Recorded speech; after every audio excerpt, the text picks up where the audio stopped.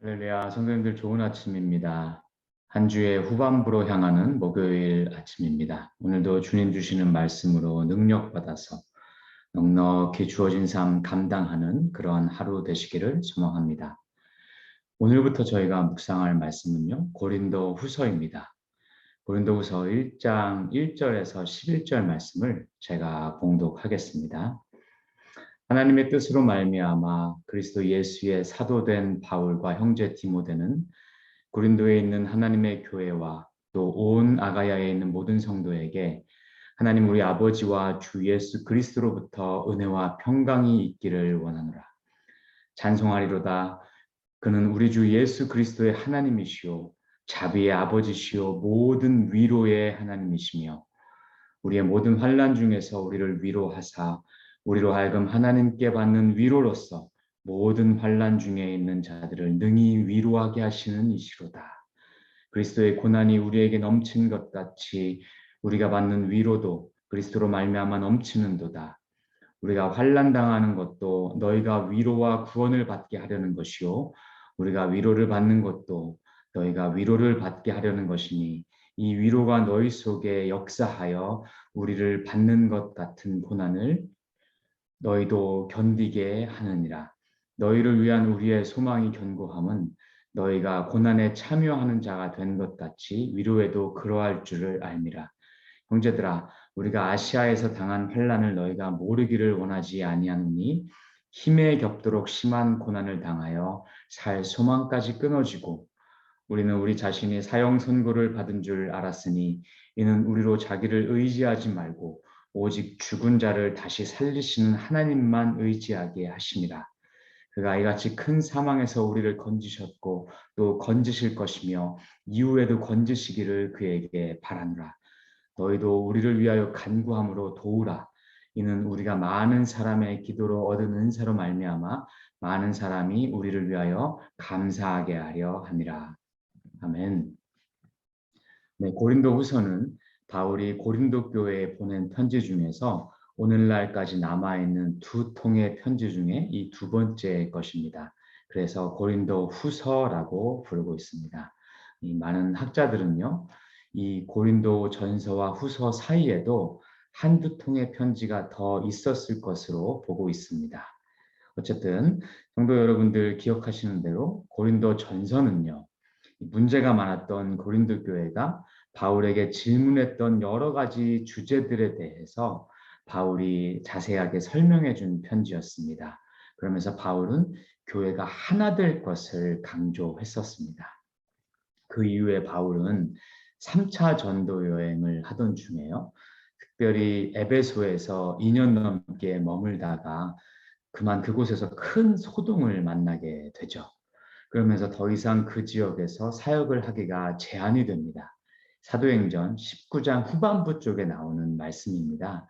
그래서 이제 20장에 넘어가게 되면 그가 에베소를 떠나서 마게도냐 지방으로 가게 됩니다.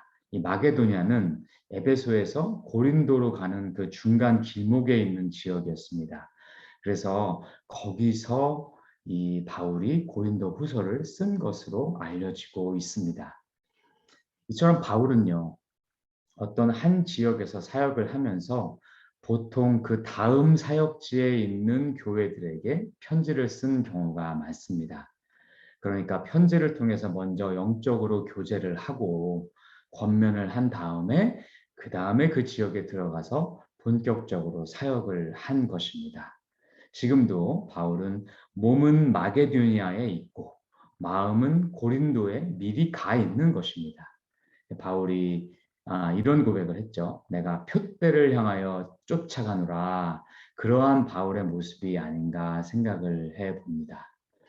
오늘 저희가 읽은 말씀은요. 이 고린도 후서의 서두 부분에 해당하는 말씀입니다. 보통 우리가 서두 부분부터 아주 무거운 내용을 쓰지는 않지 않습니까? 그런데 이 고린도 후서는 좀 다릅니다. 바울이 이제 간단하게 인사말을 마친 후에 그는 곧바로 오늘 말씀의 메인 주제로 넘어가게 되는데요. 그것은 바로 고난과 위로입니다. 바울의 긴 사역의 여정은요, 말로 표현하기 힘들 정도로 긴 고난의 연속이었습니다. 이 8절과 9절 말씀을 먼저 다시 한번 보시겠습니다. 형제들아, 우리가 아시아에서 당한 환난을 너희가 모르기를 원하지 아니하노니 힘에 겹도록 심한 고난을 당하여 살 소망까지 끊어지고 우리는 우리 자신이 사형 선고를 받은 줄 알았으니. 네, 이 얼마나 힘들었으면 다른 사람도 아닌 이 강직한 바울이 살 소망까지 끊어졌다라고 표현을 했을까요? 성도 여러분들, 바울은 누구보다 강한 의지의 사람이지 않았습니까?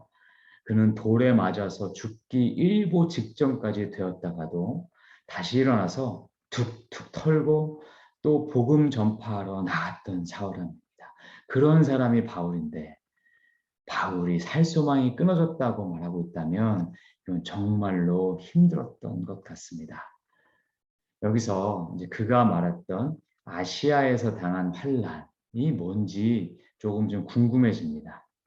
제가 좀 찾아보니까요, 많은 학자분들은 그가 바로 직전에 있었던 에베소에서의 소동을 말하는 것으로들 많이 추측들을 하고 있습니다. 근데 저는 그 설명이 개인적으로는 100% 마음에 수긍이 되지는 않더라고요. 왜냐하면 사도행전 20장 1절을 보면 바울이 그 소동이 끝났을 때 제자들을 불러서 격려를 하고 마게도냐로 떠나거든요. 그래서 그 모습을 보면 그가 이 소동 가운데서 그렇게까지 낙심한 것으로 보이지는 않습니다. 차라리 바울 자신이 이 고린도후서 11장에서 고백한 내용이 조금 더 제게는 설득력이 있어 보입니다. 11장 23장 27절을 보면요, 바울이 이렇게 얘기합니다. 내가 옥에 갇히기도 더 많이 하고 매도 수없이 맞고 여러 번 죽을 뻔하고 유대인들에게 40에서 하나 감한매를 5번이나 맞았고 강의 위험과 강도의 위험과 동족의 위험과 이방인의 위험과 시내의 위험과 광야의 위험과 바다의 위험과 거짓 형제의 위험을 당하고 여러 번 자지도 못하고 줄이고 목마르며 굶고 춥고 헐벗었노라 라고 그가 고백합니다. 그러니까요, 그의 사역 전체가 고난의 연속이었다는 것입니다. 사실 그가 이렇게 고난만 당하다 보니까 고린도 교회에서는요, 바울의 사도권을 인정하지 않는 무리도 생겨났습니다. 아니, 바울이 진짜 예수님의 사도라면 하나님께서 어떻게 그를 이렇게까지 고난 가운데 내버려 두었겠느냐라고 주장을 한 것입니다. 근데 바울은 이 편지에서 자기가 받는 고난이야말로 진짜 자기가 예수 그리스도의 사도가 된 증거다라고 말하고 있는 것입니다. 저는 여기서 우리 그리스도인들이 받는 여러 가지 고난을 이 성화의 단계적인 측면에서 크게 두 가지로만 좀 나눠서 생각을 좀 해봤으면 좋겠습니다.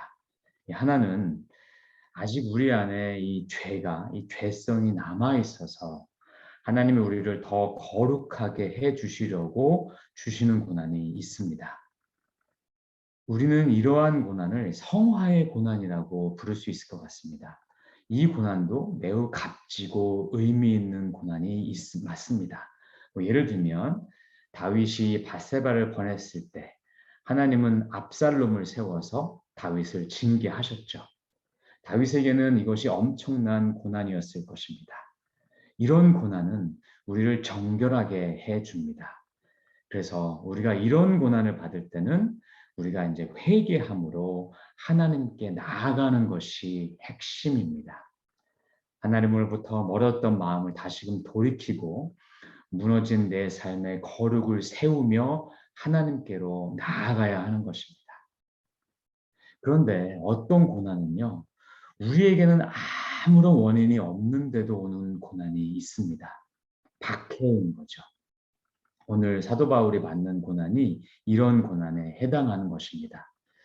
하나님의 자녀들이 성경적 가치관으로 이 세상을 살아가려고 노력할 때에 그 성경적 가치관이 세상의 가치관과 충돌해서 세상이 그들을 미워함으로 오는 고난입니다.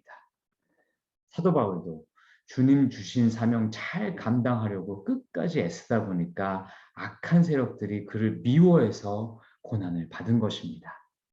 이런 고난은 정말로 이 성화의 끝자락에서 받는 고난이요, 영광스러운 고난입니다. 예수님도 우리가 세상에서 환난 당하는 것을 이상하게 여기지 말라고 말씀하셨습니다. 마태복음 5장에서 예수님은 나로 말미암아 너희를 욕하고 박해하고 거짓으로 너희를 거슬러 모든 악한 말을 할 때에는 너희에게 복이 있나니 기뻐하고 즐거워하라. 하늘에서 너희 상이 큼이라. 너희 전에 있던 선지자들도 이같이 박해하였느니라 라고 말씀해 주십니다. 이런 고난은요, 하나님이 우리를 인정해 주시기 때문에 허락하신 고난입니다. 천국의 큰 상급을 준비해 주실 영광스러운 고난입니다. 실로 우리가 하나님의 복음의 도구로 사용되고 있다는 증거입니다. 그래서 이런 고난을 받을 때는 하나님이 크신 위로하심도 함께 주십니다. 하나님은 우리가 대견스럽고 안쓰러우신 것입니다. 그래서 그분의 사랑과 위로의 마음을 쏟아 부어주십니다. 저는 저와 여러분이 우리가 할 수만 있다면 이러한 고난의 자리까지도 담대하게 나아가게 되기를 소망합니다.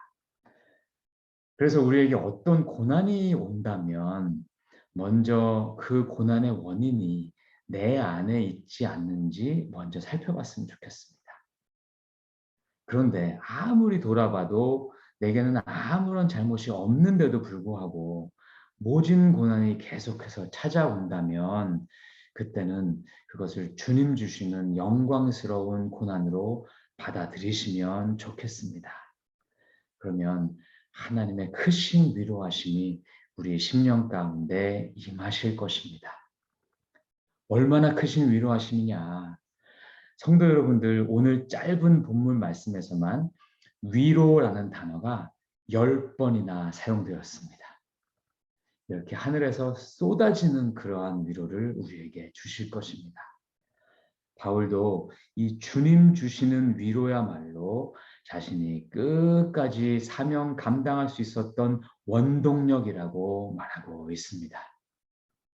제가 예수님께서 왜 이렇게까지 낮고 천한 삶 또 고난받는 삶을 사셔야만 했는지 깨달았을 때 참 저도 큰 은혜를 받았습니다.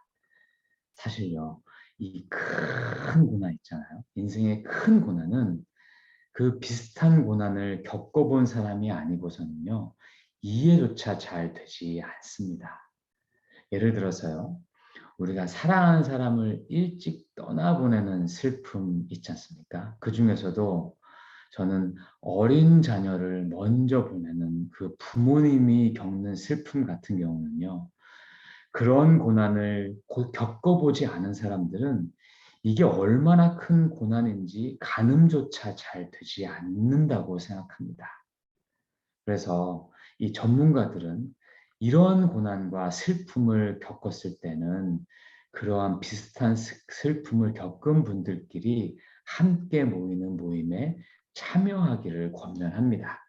그곳에 가서 함께 비슷한 그런 상처받은 사람들끼리 서로 속마음 털어내고 이야기할 때 그때야 위로함을 받게 되기 때문입니다. 왜 그럴까요?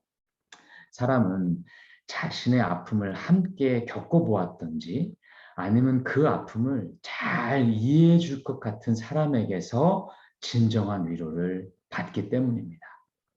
그래서 예수님께서는 인류 모든 사람들이 진정으로 위로를 받게 하시기 위해서 몸소 세상의 아픔들을 겪으셨던 것입니다. 히브리서 4장 15절 말씀, 유명한 말씀이죠. 우리에게 있는 대제사장은 우리의 연약함을 동정하지 못하실 리가 아니요 모든 일에 우리와 똑같이 시험을 받으시니로되 죄는 없으시니라. 우리의 연약함과 인생의 크고 작은 시험을 똑같이 받아내시면서도 죄는 없으셨던 분, 그분이 바로 우리 목자이신 예수님이십니다. 그래서 우리 예수님의 위로에는 힘이 있습니다. 능력이 있습니다. 우리를 새롭게 세워 가십니다. 오늘 사도 바울도 이 예수님의 위로함 때문에 자기가 고난을 끝까지 감당할 수 있었다고 말하고 있습니다. 더 중요한 것은요, 이 예수님의 위로가 이제는 바울을 통해서 다른 고난받는 사람들에게도 흘러간다는 점입니다. 6절 말씀입니다. 우리가 환난 당하는 것도 너희가 위로와 구원을 받게 하려는 것이요, 우리가 위로를 받는 것도 너희가 위로를 받게 하려는 것이니 이 위로가 너희 속에 역사하여 우리를 받는 것 같은 고난을 너희도 견디게 하느니라. 네, 바울은 지금 자신이 환난 당하는 것이 또 다른 박해받는 성도들을 위로하기 위함이라고 설명하고 있습니다. 고난받는 바울을 보면서 박해받는 성도들이 위로함을 얻는 것이고 또 끝까지 그 고난을 견딜 수 있게 된다는 뜻입니다. 그러면 그 성도들도 또 다른 고난 받는 성도들에게 위로가 되는 것입니다. 이 위로의 사역이 확대가 되는 것입니다. 이것이 7절에서 바울이 얘기하는 위로에도 참여하는 자들이 되는 것이죠. 사랑하는 성도 여러분, 우리가 세상 살면서 고난을 사서 하고 싶은 분은 아무도 없습니다. 하나님 잘 믿고 우리가 천국 바라보면서 살지만 가능하면 이 땅 가운데서도 복되고 풍성하게 살기를 우리 모두 원합니다.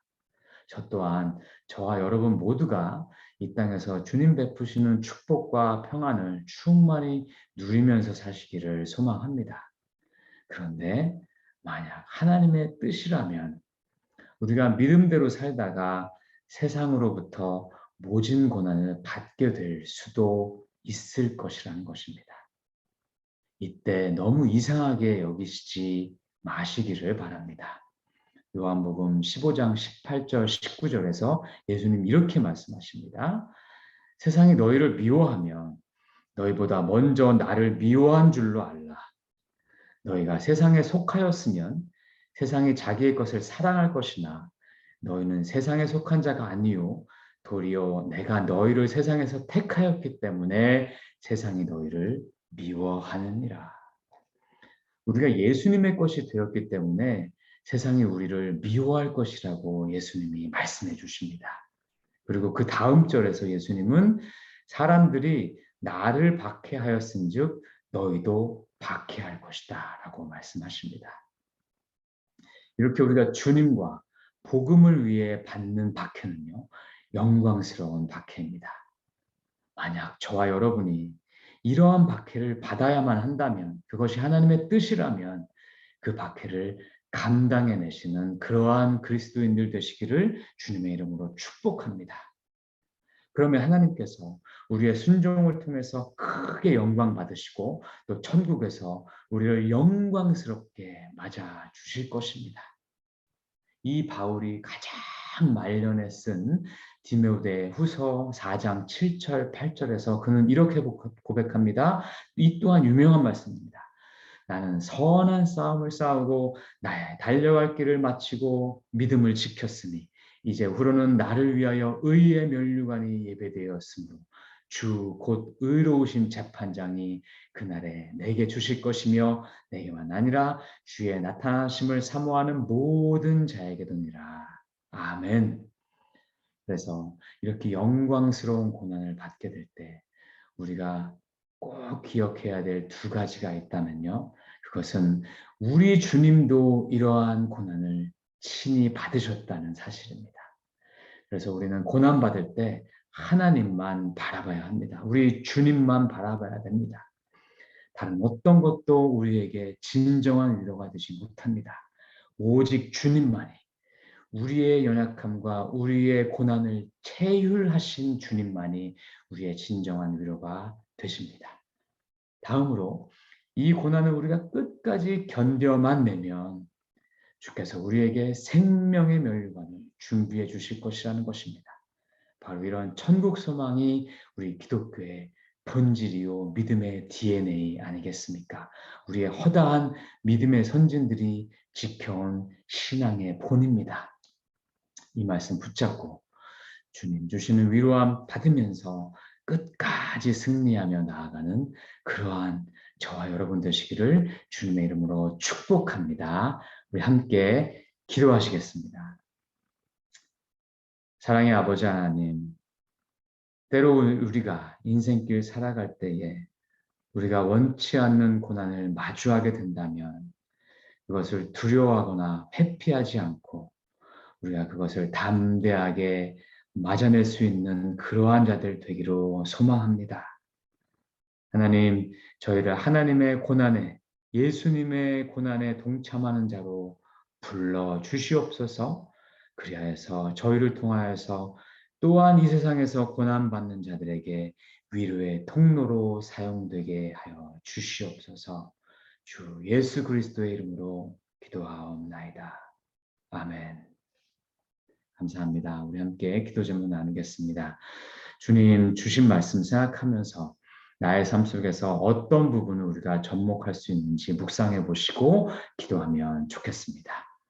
두 번째로 서머 캠프 지금 진행 중입니다. 특별히 교회를 방문하는 많은 다음 세대 영혼들에게 그리스도의 사랑이 느껴질 수 있도록 성령님께서 찾아가셔서 그 마음 터치해 달라고 기도해 주시기 바랍니다. 특별히 섬기시는 모든 교육자분들, 또 교사분들, 발런티어분들 강건하게 지켜주시고 또 코비드로부터 안전하게 지켜달라고 기도해 주시면 감사하겠습니다.